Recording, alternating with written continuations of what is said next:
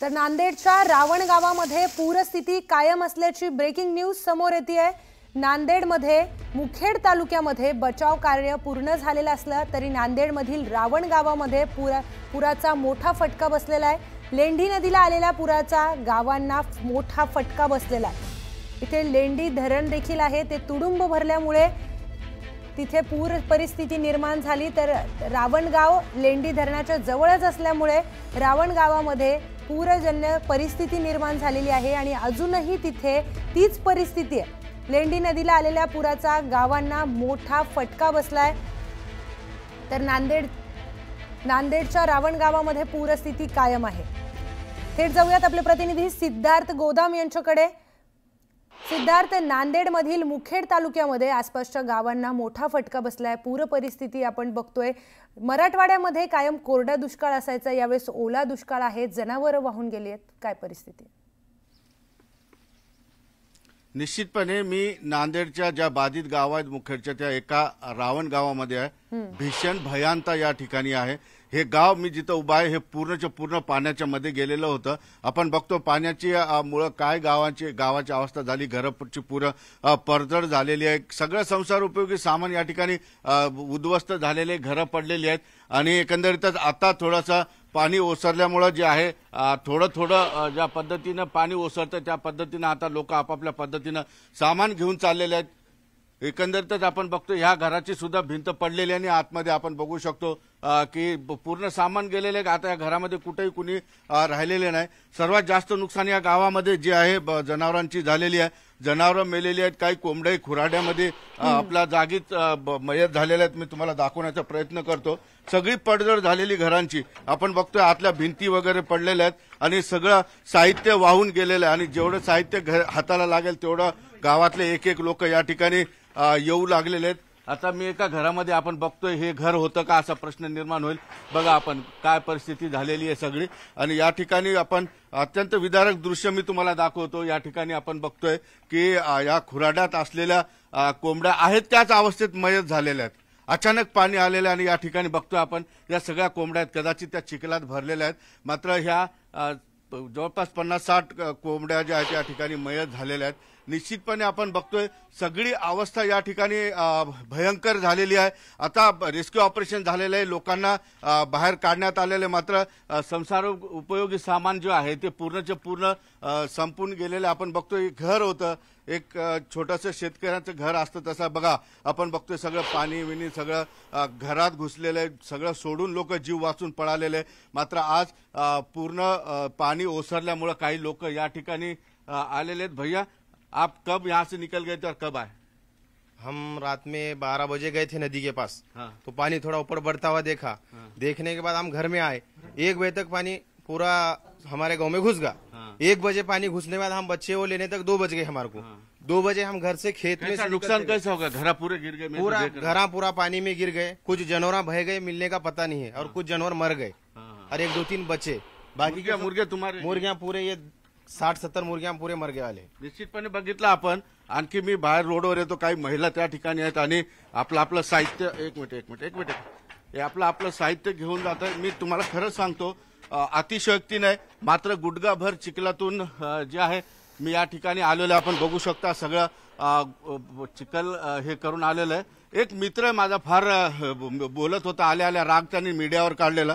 भैया तू गुस्सा करा हम पे, मुझे कुछ बुरा नहीं लगा, ये गुस्सा क्यों आया तेरे को? भाई हमारे सब जानवर मर गए। कुछ जानवर बह के गए। अब 2 भैंसा रहे, हम सब पूरा जानवर के ऊपर ही पल रहे थे, खा रहे थे। पूरा खेता गए, सब गए हमारे।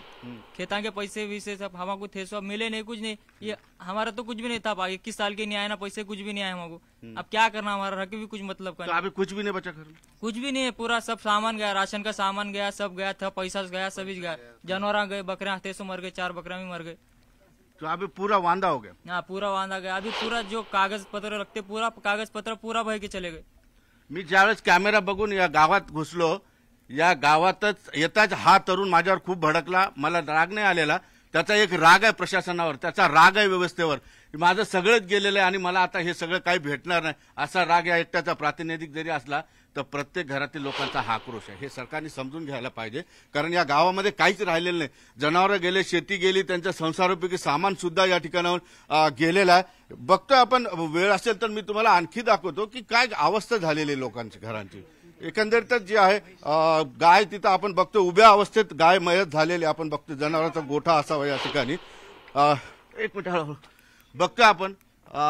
बघा या ठिकाणी गायचं वासुर कदाचित ते ओळखू येत नाही, फुगलेलं आहे. मात्र हे अशी अवस्था झालेली आहे, म्हणजे किती अचानक पाणी या ठिकाणी आला असावं. काय म्हटलं? काय काय गाय आहे का ती? शेळी लई आहे आणि एक म्हैस होती, एक म्हैस वाहून गेली इथून. आणि गाय बी होते तर वासरं पण होतं छोटे मोठे, ते बी वाहून गेले. इथलं सगळं बघा आपण बघतोय की हे जनावर अडकून पडलेलं आहे, मयत आहे. बोला दादा तुम्ही. एक प्रकारे हे आमच्यावर प्रशासनाचा लई मोठा म्हणजे हे आपलं लई हे आहे की प्रशासन आमच्यावर अन्याय अत्याचार करत आहे.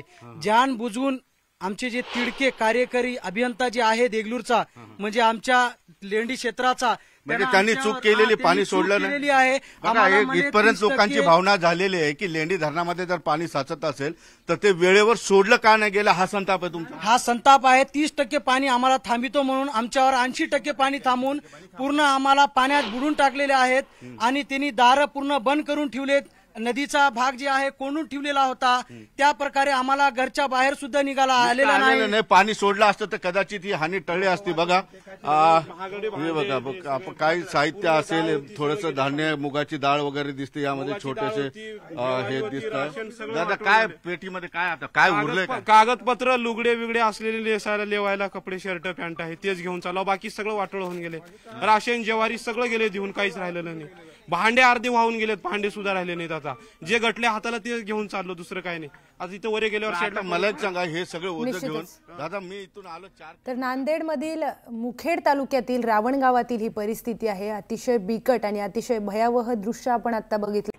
रात्रीपासूनच पावसाचा जोर वाढलाय, त्यामुळे रात्रीपासून या भागामध्ये पाणी मोठ्या प्रमाणात वाढलेलं आहे. नदीकाठच्या गावांमध्ये पाणी जाण्याची शक्यता आहे. त्यामुळे सध्या केंद्रीय जलमापक विभागाकडून नदीची पाणी पातळी मोजण्याचं काम सुरू आहे. हा पाऊस दिवसभर आणखीन जोर पकडणार असल्याचा अंदाज सुद्धा व्यक्त केला जातोय. उल्हास नदीची आपण सगळी दृश्य बघतोय आणि यावेळेला नदीची पाणी पातळी मोजली जाते. गेल्या 24 तासांपासून अंबरनाथ तालुक्यामध्ये मुसळधार पाऊस कोसळतोय. रात्रीच्या सुमारास पावसाचा जोर जास्त होता. आता देखील पाऊस जोरदार बरसायला सुरुवात झालेली आहे. अनेक रस्ते जे आहेत अंबरनाथ आणि बदलापूर शहरातील, त्यावर आता पाणी साचलेलं आपल्याला पाहायला मिळतंय. सध्या आपण बदलापूर शहरातून वाहणारी जी उल्हास नदी आहे, ज्या उल्हास नदीला पाऊस पडल्यानंतर मोठ्या प्रमाणात पाणी असतं, त्या ठिकाणी सध्या आहोत. तिची परिस्थिती काय आहे ती देखील आपण पाहणार आहोत. ही उल्हास नदी आहे जी बदलापूर शहरातून वाहते आणि या उल्हास नदीला आता सध्या मोठ्या प्रमाणात पाणी आलेलं आपल्याला पाहायला मिळतंय. पाण्याची पातळी उल्हास नदीची जी आहे ती वाढताना दिसते, कारण गेल्या 24 तासामध्ये अंबरनाथ, बदलापूर शहरामध्ये आणि ग्रामीण भागामध्ये मुसळधार पाऊस कोसळतोय. पावसाचा जोर अजूनही सुरू आहे, संततधार पावसाची सुरू आहे. लोकल सेवेवर देखील याचा काहीसा परिणाम झालेला दिसून येतोय, कारण मुंबईमध्ये अजून आजही दुसऱ्या दिवशी सलग पाऊस कोसळतोय आणि त्याच्यामुळे रेल्वे सेवा विस्कळीत होण्याची शक्यता आहे. त्याचबरोबर नदी नाले जे आहेत ते देखील दुथडी भरून वाहत आहेत. उल्हास नदीला देखील मोठ्या प्रमाणात पाणी आलेलं आपल्याला पाहायला मिळत आहे. रायगड तालुक्यामध्ये पावसाचा जोर आहे आणि त्याच्यामुळे उल्हास नदीची पाणी पातळी आणखीन वाढण्याची शक्यता आहे. सध्या नदीवरील जी चौपाटी आहे तिच्या पायऱ्या पाण्याखाली गेलेल्या आहेत आणि पुढचा भाग देखील असाच पाऊस जर संततधार सुरू राहिला तर मात्र नदीच्या पाण्याची पातळी वाढून नदी धोक्याच्या पातळीच्या इशाऱ्यापर्यंत येऊन पोहोचेल. संध्याकाळच्या सुमारास अग्निशमन दल या ठिकाणी नागरिकांना थांबवण्यासाठी होतं, मात्र रात्रीच्या सुमारास कोणतीही प्रशासन व्यवस्था किंवा अधिकारी कर्मचारी या ठिकाणी नव्हतं. मात्र जशी जशी पाण्याची पातळी वाढेल तसे तसे अधिकारी या ठिकाणी कर्मचारी यायला सुरुवात होतील. त्याचबरोबर नदीला सध्या किती पाणी आहे हे मोजण्यासाठी केंद्राचे जे जलमापक विभाग आहे ते देखील या ठिकाणी दाखल झालेला आहे. मात्र सध्या नदीची पाणी पातळी ही हळूहळू वाढतीये, त्याच्यामुळे नदीकाठच्या गावांनी थोडं सतर्क राहण्याची गरज आहे. त्यामुळे हा जर पाऊस असाच कोसळत राहिला तर मात्र नदीची पाणी पातळी आणखीन वाढेल आणि नदी धोक्याच्या इशाऱ्यापर्यंत येऊन पोहोचेल. प्रशासन सगळं सज्ज आहे आणि कालच ठाणे जिल्ह्यामधील ज्या शिक्षण विभाग आहे त्याने खाजगी आणि सरकारी शाळांना सुट्ट्या दिलेल्या आहेत, कारण मुसळधार पावसाचा अंदाज होता आणि तसाच सकाळपासून पाऊस बरसायला सुरुवात झाली आहे. त्याच्यामुळे नदीची पाणी पातळी जर मुसळधार पाऊस असाच कोसळत राहिला तर आणखीन वाढण्याची शक्यता आहे. गणेश मंजुळानंतर न्यूज 18 लोकमत, बदलापूर.